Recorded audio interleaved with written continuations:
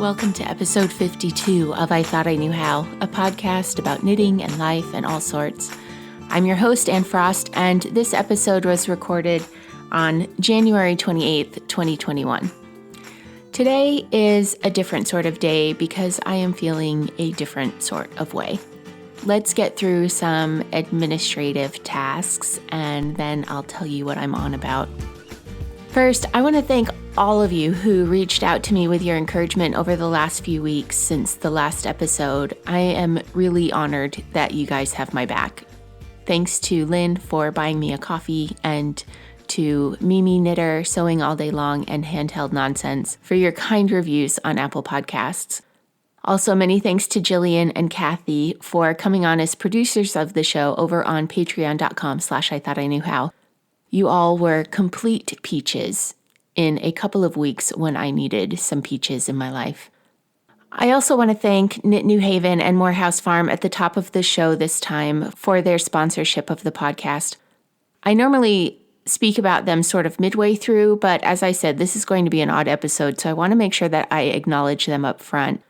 This last year has forced people into business models they didn't necessarily sign up for, and I am so very truly impressed with the tenacity of these business owners who have had to cancel things and rework how they interact with their customers. I was just over at knitnewhaven.com and saw that while their new online store is not fully stocked yet, it is functioning, and the Harrisville Designs nightshades and daylights are up, so I picked up a few hanks of the daylights in caffeine. I gave up my Coke Zeros a few weeks ago, so I guess this is how I will be getting my caffeine hit going forward. Check out their growing online shop at knitnewhaven.com. There is a knitter's backpack up there from Ritual Dyes that is beautiful. Morehouse Farm already had an online store when all of this started, but between COVID and an out-of-control Facebook algorithm, some plans have been accelerated to create a spot on the web devoted to fans of Morehouse yarn who want to take part in knit-alongs, receive custom knitting instruction, and interact with other knitters without all the ads and distractions that come from traditional social media. Isn't it weird? Doesn't it feel weird that we talk about traditional social media? It's been around so long now that there's traditional social media and there's these new forms cropping up. I'm starting to feel old. Learn more about the changes coming to the Morehouse Merino Flock by visiting morehousemerinoflock.com. I also picked up some Morehouse last night. So let it be known I made it to January 27th before I bought any new yarn. I bought 2 hanks from Knit New Haven. I bought 2 hanks from Morehouse for the upcoming Atlas headband knit along. I got violet and soft blue, and I'm going to actually try and knit it as a cowl, and it will go to one of my daughters. It's a double knitting project, and I'm not solid on double knitting, and I hadn't planned on doing this project, but when I saw it was double knitting, I thought, okay, this is going to be a good way for me to improve that skill. So I'm going to be joining in on that knit along. Have a look. Go to the website, morehousefarm.com, follow the link to the knit kits, and click the section for hats, and it's the first one on the page there. I have a new project over on Instagram in my Reels area called 30-second interviews. There should be 8 out by the time this episode releases, and it's just what it sounds like. It's a 30-second interview with someone in the knitting community. So far, I've interviewed Chris Dyer, Jana Knits from the Purl Together podcast, Amy Snell, Duke of Nico, Erin Perot, Jolene Garriock, Terry Laura, and Hazel Tyndall. The feedback has been really great. My interviewees have been having a lot of fun with it. Find me there as I Thought I Knew How, and click the Reels button that looks like one of those clackerboard things that they use before they start shooting a scene. It has a little play arrow on it too, like the little take one, clack, like that's what it looks like. Click on that and it will get you to the Reels and you can see them all there. And of course, I'll put a link in the show notes. So you may well be wondering what is going on in Anne Land with all this out of order segmenting of the show, and I don't blame you. I very rarely break from the format of the show, but I sat down to prepare this episode and was having serious difficulty with it. The other day in the patron online knitting time, my producer Jane from London asked how I was doing with all the lockdown stuff, and I told her the truth. I'm not coping well. This is a realization I came to just a few days before. Had I been asked on like Sunday, I'd have said, oh, I'm fine, I'm moving on and along. But the truth is that all of the changes have finally caught up with me and I am feeling it. The way I have been coping so far has been by throwing myself at my work. And I'm to the point where I feel like I'm in a cartoon and I've been struck by a giant ball of snow rolling down a hill and I'm just moving along down the hill attached to this giant ball of snow and I have no way to apply the brakes. So today, with this episode, I'm making a conscious decision to put on the brakes. I would like to go for a walk, and I would like you to come along with me. We're going to leave my drawing room and head to the Rails to Trails that passes very near my home, and we'll talk about what we talk about. I'm hoping to spend a lovely half hour or so with you, and if you'd like to join me in a more complete way, go put on your boots or shoes and grab your coat. I'm going to play a piece of music here. I'm not even sure what it will be yet, but I will put the information for it in the show notes. That should give you time to get ready to walk along with me if you'd like. I'm going to get myself ready and get to the parking area for the walking path, and I'll meet you there. Here's a song. Enjoy it.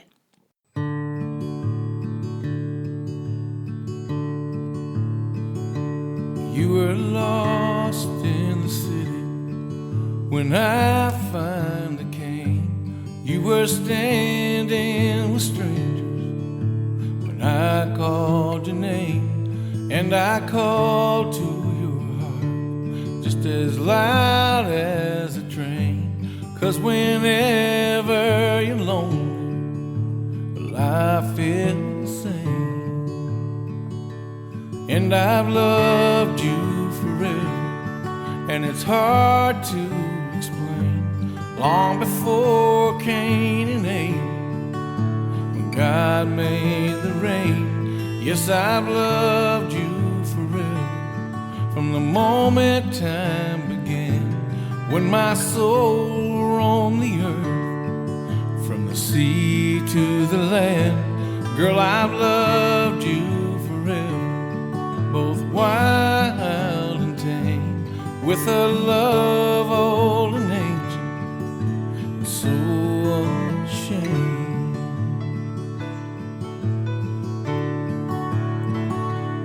You were alone in the crowd, my saving grace, when our lips came together, and I held your face, and I called to your heart in a voice loud and plain.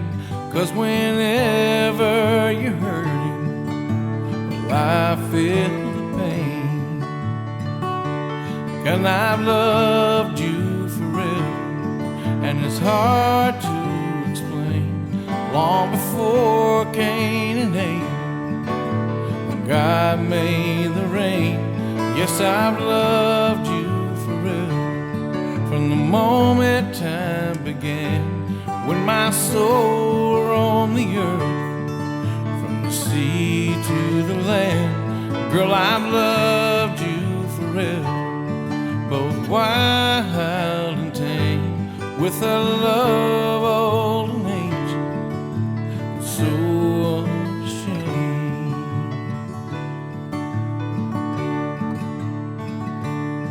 And when the phone doesn't ring, I guess the lines must be down, and the mailman ain't stopped in this little town, and the Pony Express, all the horses came up lame.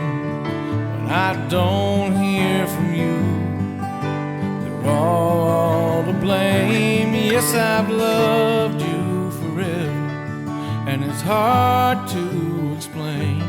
Long before Cain and Abel, when God made the rain. Yes, I've loved you forever, from the moment time began, when my soul roamed the earth. From the sea to the land, girl, I've loved you forever, both wild and tame, with a love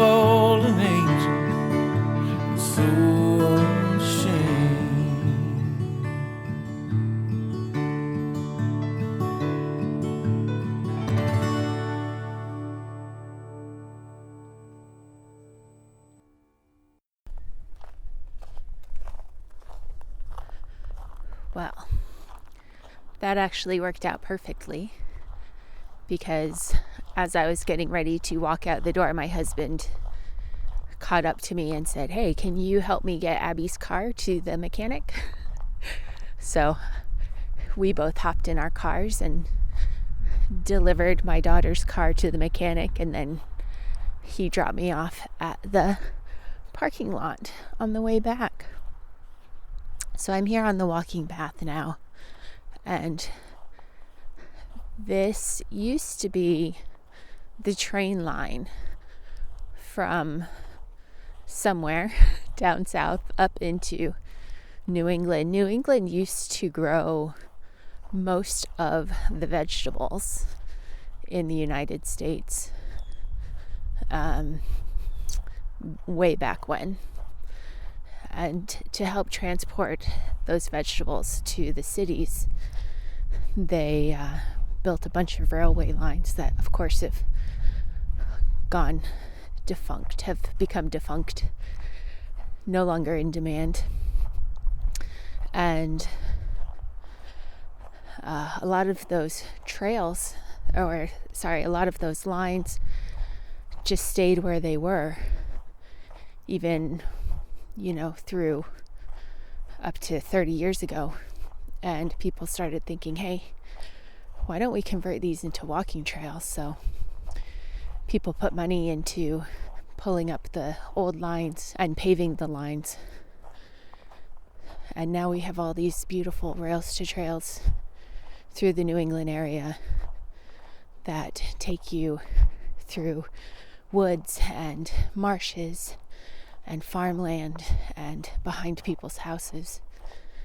And they're hugely popular, as evidenced by the fact that it is 35 degrees right now, which is about 2 degrees Celsius. And it snowed.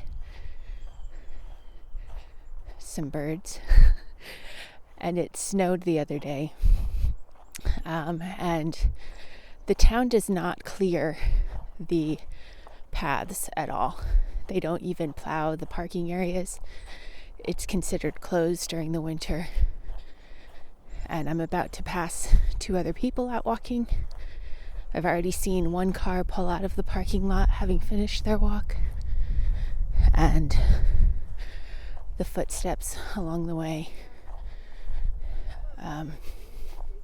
Good morning. The footsteps along the path are evidence that there's been about a dozen people out since the snow fell. That couple I just said good morning to, I see them out here all the time. I secretly love them. I have no idea what their names are, but they're always out walking together and they're always happy. It's a nice sight to see. I'm out here in our winter wonderland. It has not really snowed that much this year. And so I've actually been able to get a lot of walking in. And it's been quite nice. And I don't really want to stop just because there's snow on the ground. So here I am out here having a different kind of podcast experience. As I'm walking, I'm sure you can imagine what I'm wearing, right? I am covered head to foot in wool.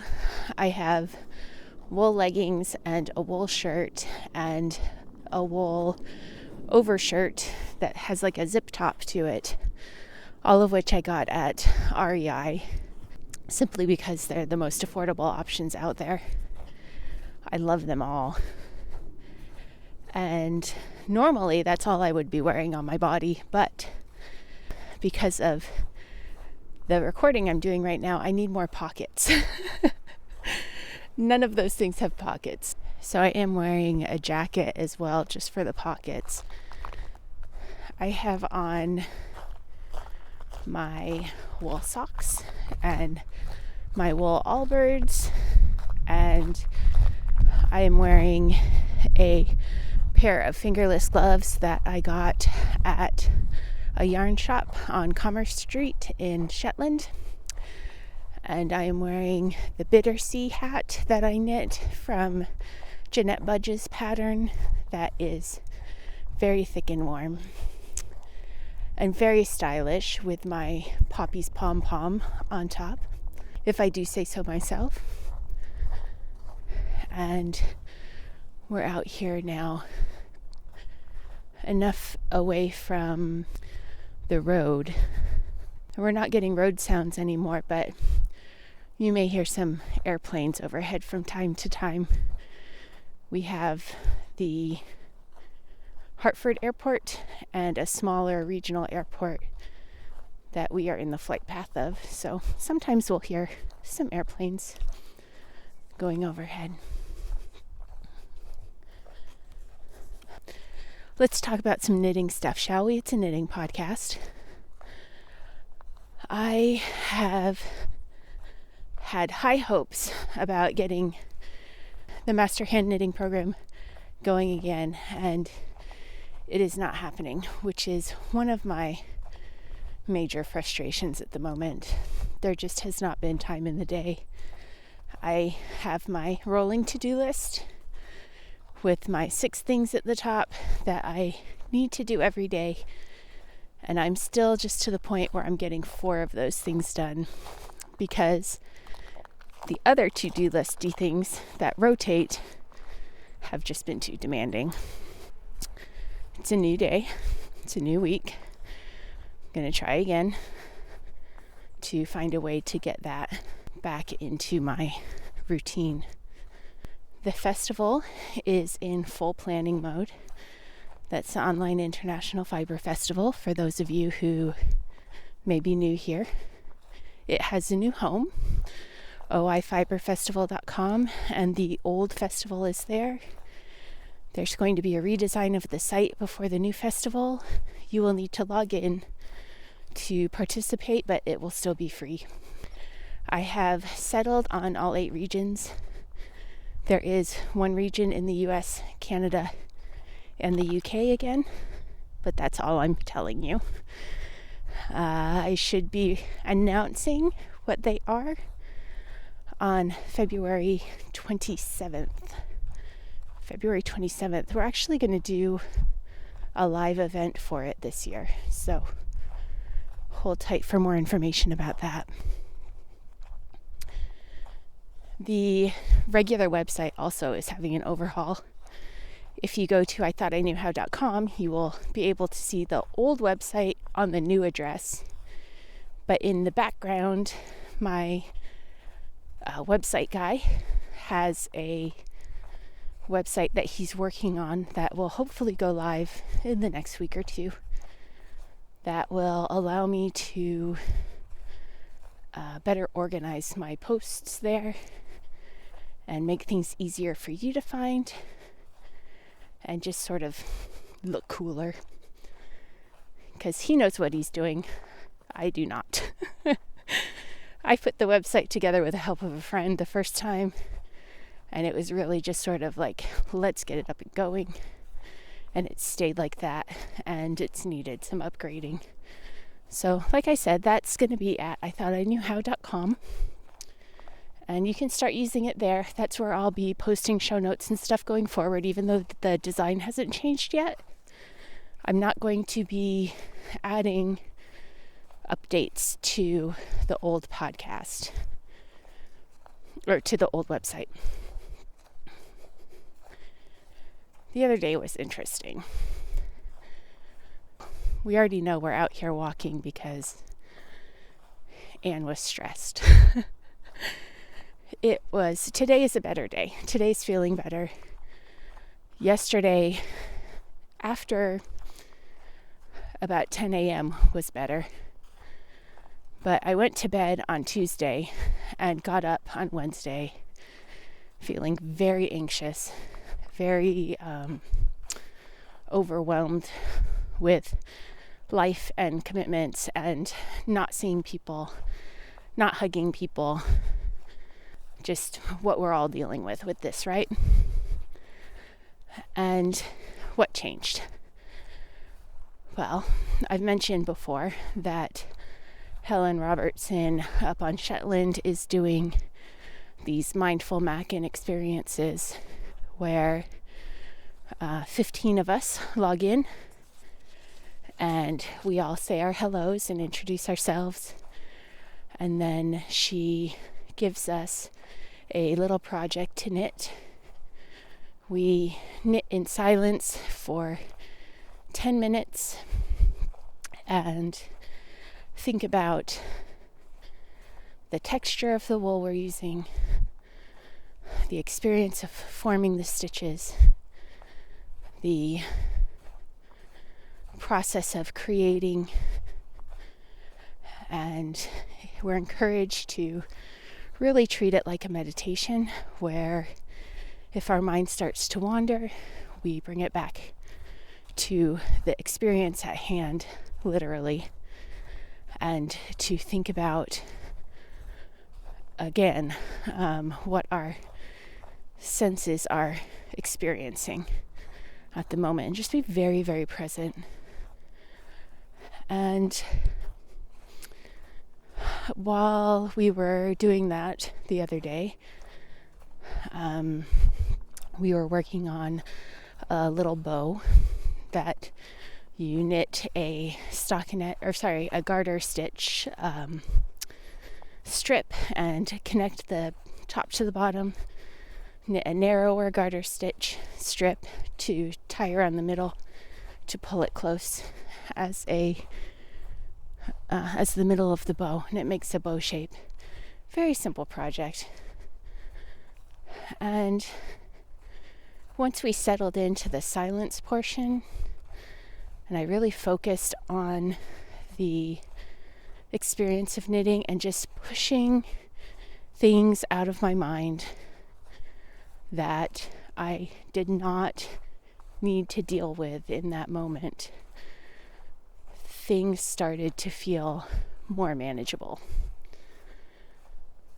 And I came out of that experience feeling much lighter and like I could get things done. And I had a very productive day yesterday and feeling a little better this morning. And I think that sometimes having this podcast and trying to make connections with people and arrange for interviews and things like that can make the knitting become a chore rather than a soothing experience. And hey, for a very long time, knitting was a chore. It was a necessary chore. It was a demand on our time. We had to clothe our families. We had to make some money to feed our families. This was a way women and men were able to do that wherever they were. So I get that, but that's not how we think about it today. And so sometimes all the knitting I'm doing feels like work. And so it's been nice to refocus. And I am going to be trying to have more quiet moments with my knitting as I go forward, rather than thinking about the next thing I need to be doing, or how can I get in touch with this person, or who hasn't returned an email yet, or who do I need to follow up with, and just have those quiet moments in my day as I knit where the focus is just on the moment.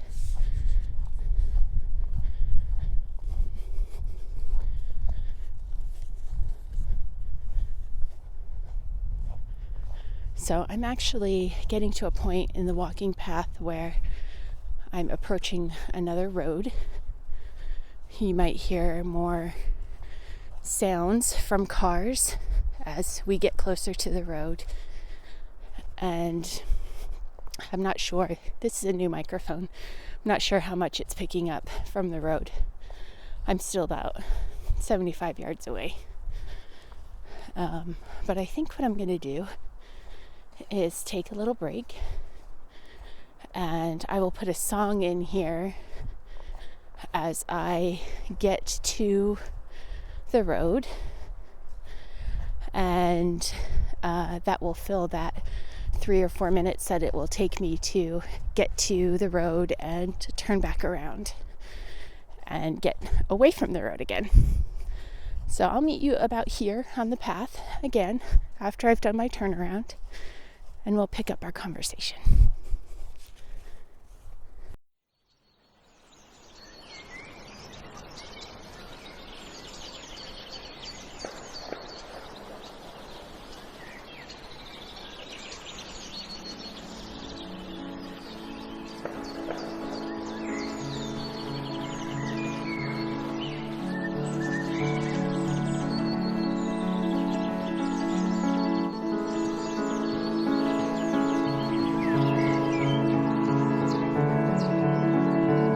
And now it's time for the beginning of something new. Don't ask me how or why, I'm so certain I love you.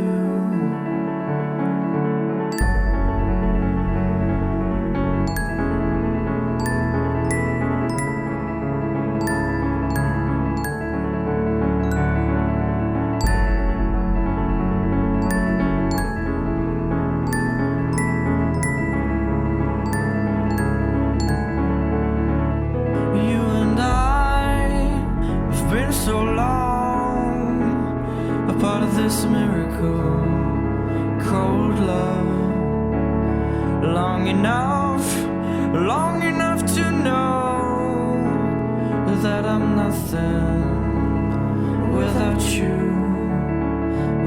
your love. It seems meaningless to keep searching for something else.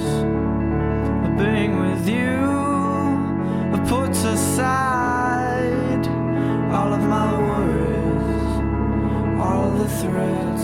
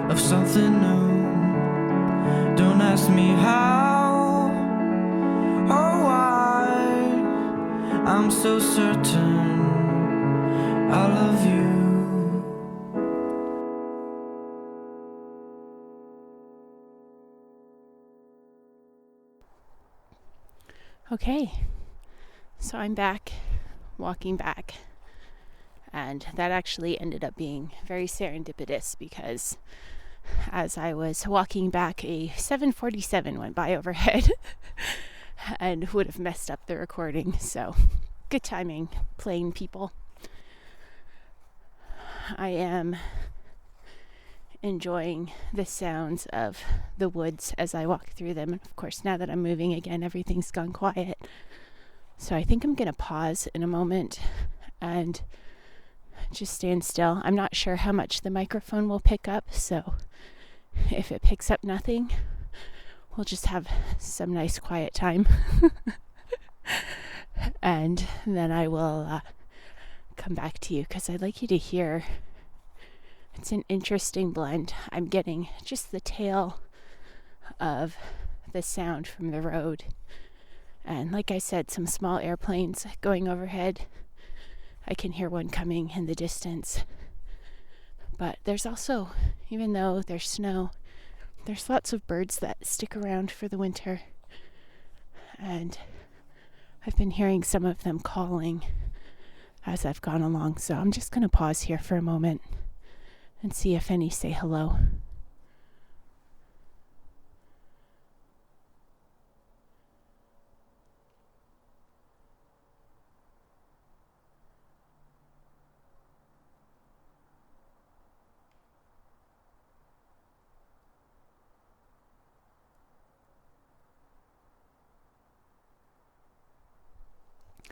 I think I'm out of luck. I think they're on to me. I'm just hearing the human noises at the moment. So I'll continue along. So as I'm walking back, I want to share a few other things I have been listening to as I do my knitting that I found very interesting. Before I do that, though, I forgot about two of the things I'm wearing. One of them is the Trotternish cowl, which is named after the Trotternish mountain range on the Isle of Skye. And this was designed for Shillister Yarns, which is what I used to knit it out of. And I think my gauge was a little tighter than called for, because if you see the pictures, it sort of dangles down on your chest a little. Mine fits a little more snugly around my neck, and it works really well on cold days like this. The other thing I'm wearing is coconut oil.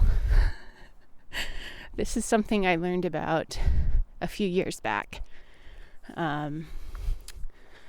Some people who live in very cold climates have traditionally coated their faces and exposed skin in oil when they've had to be out in the cold, because it helps keep the heat in.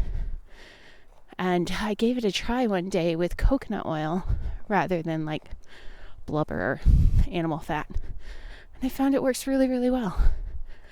And I end up with nice soft skin at the end of it. I'm walking through some trees now, and the wind is blowing, and the snow is falling off the branches, and it's like a second snowfall. It's lovely. Anyway, as I said, I have been reading every day. That's one of the things I've been trying to do every day, is reading something with my eyes other than the internet or my computer screen. And the book that I'm reading now is called The Run of the Mill by a fellow named Dunwell. And it's a history and pictorial history of factory towns in the northeastern United States. And it contains lots of prints and photographs through the years. It was written in the 70s, I want to say. So the story stops pretty early. A lot of the last struggling mill towns have given up the ghost as far as factory work is concerned since that time. But I'm still in the very early ages of the book, the very early history of the book. And it's been really interesting so far. It is out of print, but there are copies on used bookstores like Powell's and Amazon, things like that. You can find it there. One thing I really enjoyed about it was just a very, like a paragraph or two talking about how merino sheep came to be in the United States.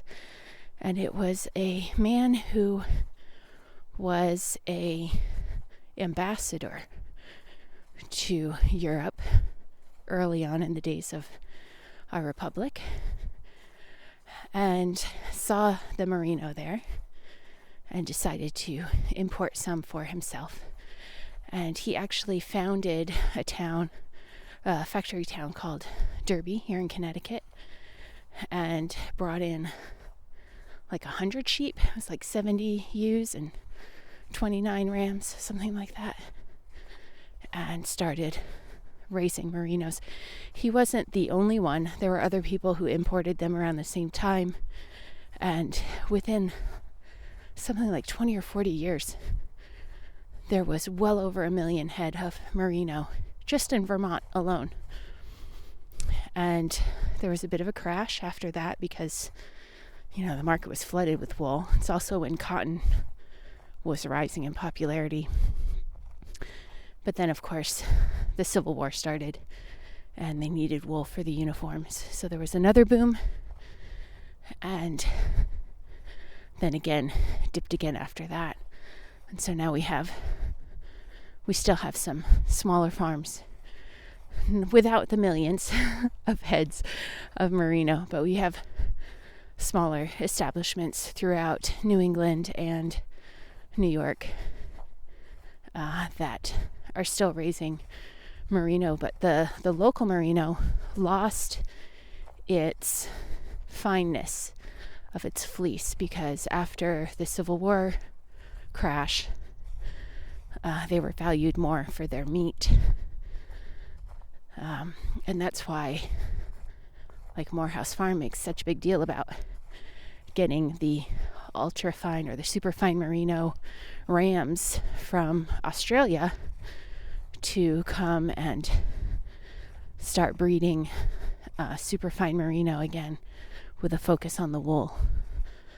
And that's why we have our wonderful soft Morehouse merino yarn.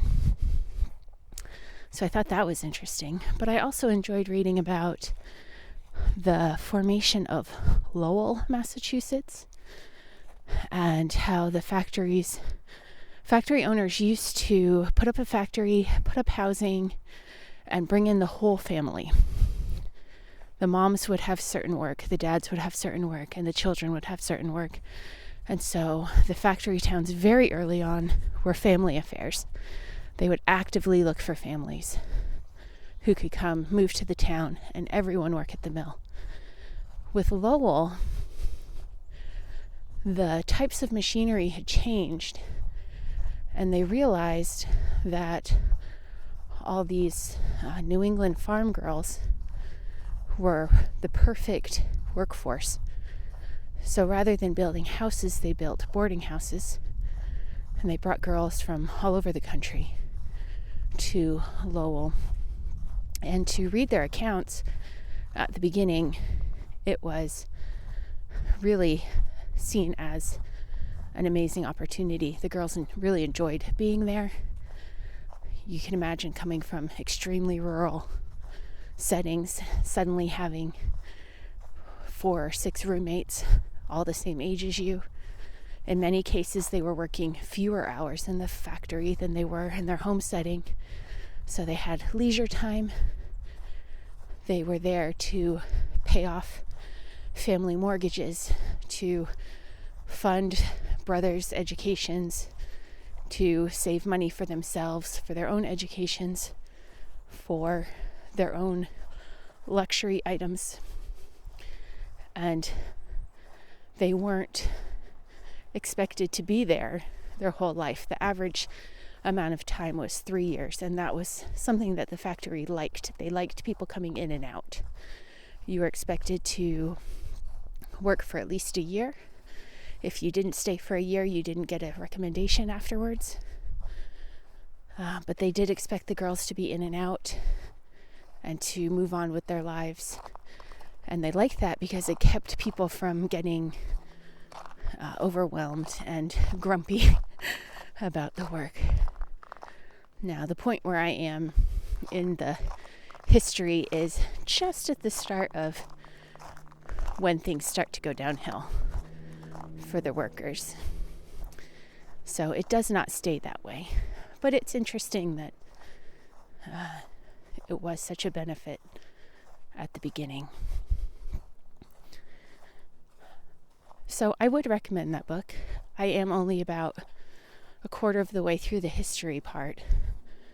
A lot of the book is given over to modern photos and interviews with modern factory workers who are sort of at the end of their careers. But I haven't gotten to that bit yet. But if you find a copy, The Run of the Mill by Dunwell. I have been listening to 3 books that I've really enjoyed. The first is Raven Black by Anne Cleaves. This is the first series of the Shetland series, if you watch the show. My understanding is that the book ends differently. I'm not quite done with the book. I have an hour and a half to go. So far, I feel like it's leading me to the same conclusion as the show, but maybe it's not this one that ends differently. Maybe it's one of the other ones in the series that ends differently. Anyway, very well written. I've been enjoying that. Good mystery. The other one was recommended to me by my patron Lynn, and I've just started listening to it. It's called London by Edward Rutherford, and it's something like a 46-hour book. It's a big, sprawling, epic sort of book. The first chapter was something like an hour and a half, 2 hours long, and it covers the pre-Roman era. So you're following a boy whose father is in the army that's going out to try to repel the Roman forces. And I've just started the second chapter, which is about Roman London. You can tell he's put quite a bit of research into it, but it's not, he does stop to explain what things are, but it's not overburdened with explanation. It's good, solid story. And then the third one I really like because it is self-contained, encapsulated stories, encapsulated mysteries. It's called The Early Cases of Hercule Perot, which is, of course, an Agatha Christie book. And it's a collection of short stories about Poirot. And the entire mystery is presented and solved in 20 to 30 minutes. So it's perfect for days like this when I get out for a walk, or I need to drive into town to do some shopping. I can just put one on, and by the time I'm done, I know who did it. So I wanted to pass those along to you as well. Whoops, I almost took a tumble there. Came through a little bit of an icy area. The path here, almost back to the start, has a stream that runs right along one side. The other side also has a stream, but it's filled in more. It's more of a marshy area at this point. But even though it is only barely above freezing, there's enough movement in the stream that it's still flowing. And it's very full, so it's not making much noise.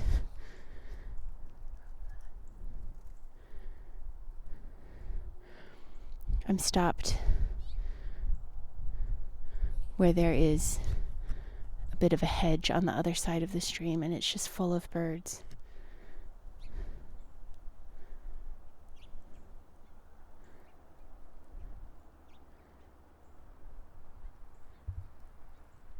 I hope you could hear some of that.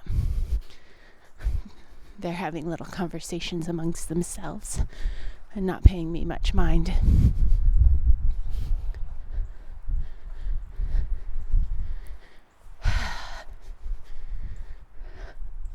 Thank you for indulging me. I needed to do something a little different today.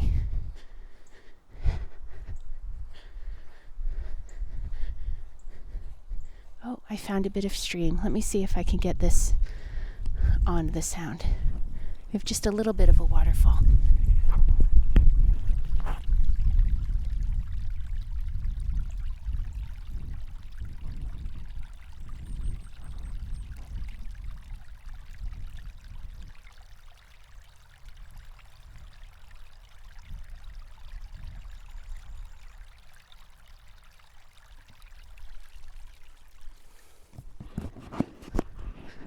That sounds really nice in person. I hope the mic picked it up. There's just a little ready order place right there for us. Just as I was saying, it's not making sound, where the stream is narrowed and it drops about 6 inches. So I hope you could hear that. There's more birds around here too. I am behind people's houses right now, and I think there's more birds here because of bird feeders.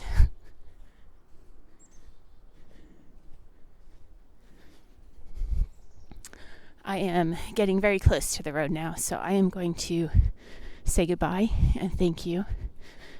And I hope you've enjoyed my ramblings for today. I won't do this probably again. But it's been very nice for me to have a different sort of conversation today.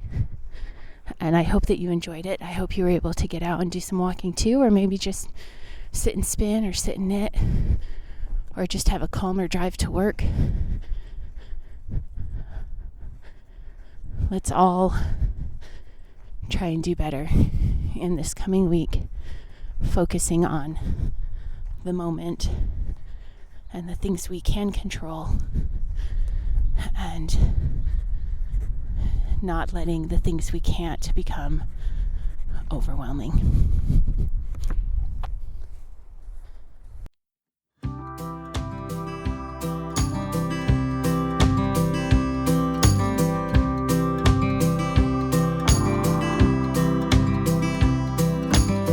Absolutely, Emily, I'll come back when you call on me.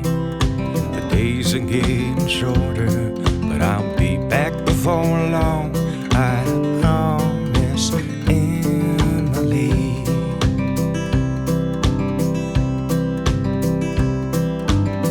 Do you miss me, Emily? I spend the nights with you in my dreams. The days are getting colder, but we'll be warm before long, I promise, Emily.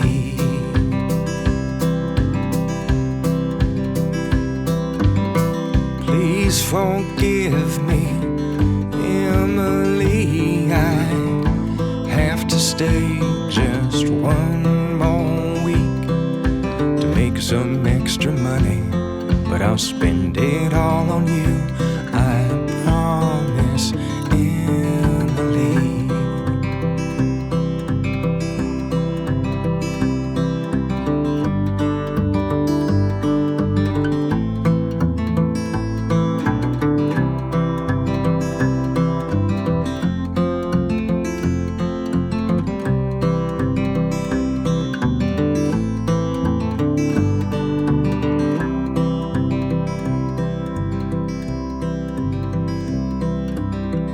I did something, Emily, can you compose the bell for me?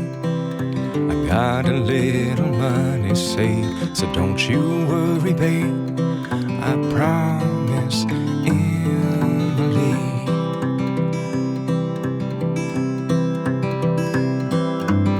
And pack your bag up, Emily. I know a place that's far away. We'll live high on a hilltop, and we'll never go to town, I promise, Emily.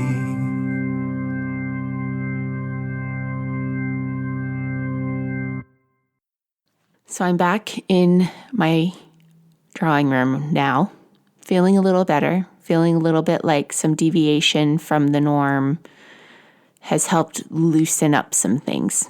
So I appreciate that you indulged me in this, and things should probably be back to normal in our next episode. Thank you for listening and walking and knitting with me for a bit. If you'd like to support the show, please visit patreon.com/IthoughtIknewHow and make a monthly pledge. You may also consider making a purchase from one of our sponsors by visiting the website IthoughtIknewHow.com and clicking the link at the top that says Be a Booster. While you're on the site, you can also find the show notes for each episode. Thank you ever so much to my patrons, to Knit New Haven, and to Morehouse Farm for sponsoring the podcast. Find me on my social media accounts as I Thought I Knew How, except on Twitter, where it's just Thought I Knew How. The groups on various platforms are all called I Thought I Knew How Podcast. Until next time, may you be blessed with stitches that never drop, yarn without joins, and plenty of time.